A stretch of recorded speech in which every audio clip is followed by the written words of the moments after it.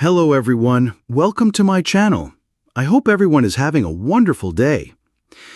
The engines had long since cooled in the old Top Gear studio. Once roaring with horsepower, banter, and laughter, the vast hangar was now eerily silent.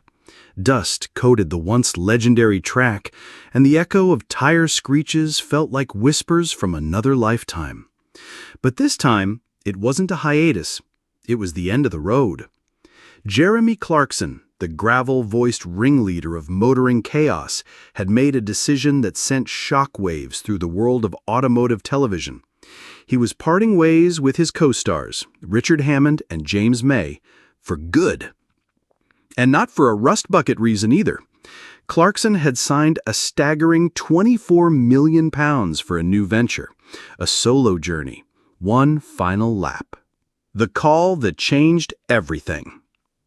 It started with a phone call from a mysterious tech mogul based in California, someone with the money of Musk, the bravado of Bezos, and the ego of a Formula One driver.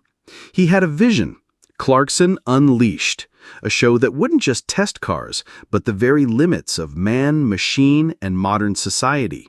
No co-stars, no scripts, no limits. "Jeremy," the voice had said, "we want you, not Hammond, not May, you. The world needs unfiltered Clarkson. What do you say to £24 million and complete creative control?" There was a pause on the line, a grunt, then, "I say, where's my bloody pen?" The breakup.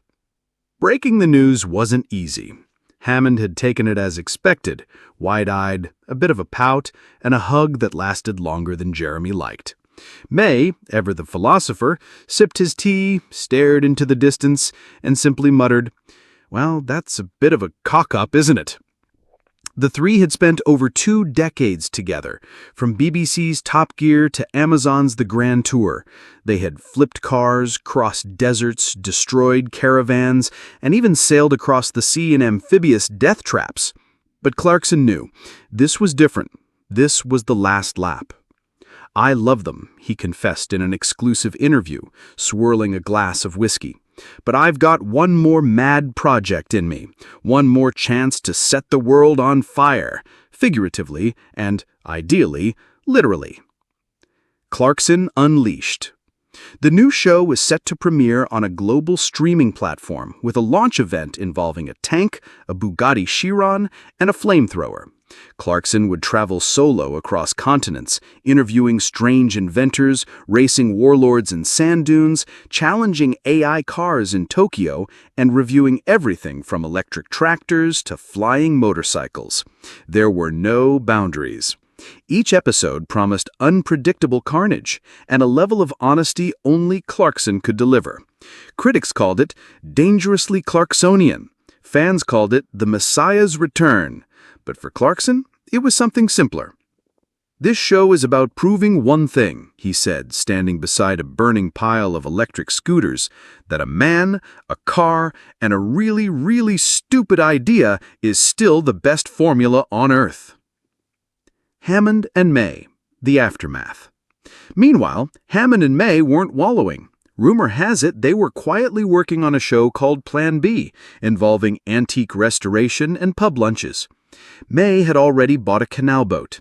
Hammond, he'd crashed a golf cart in Monaco trying to impress investors. They held no grudge. "Jeremy's always been the wild one," May said in a statement. "Eventually, the lion leaves the pride, especially when someone offers it £24 million and its own pride." The end of an era. So now, as the cameras roll on a new age of motoring madness, the three that once defined a generation of petrolheads go their separate ways. But fans know, legends never really say goodbye.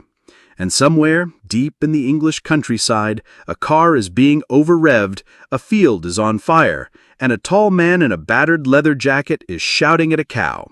The Clarkson era isn't over. It's just shifting into top gear.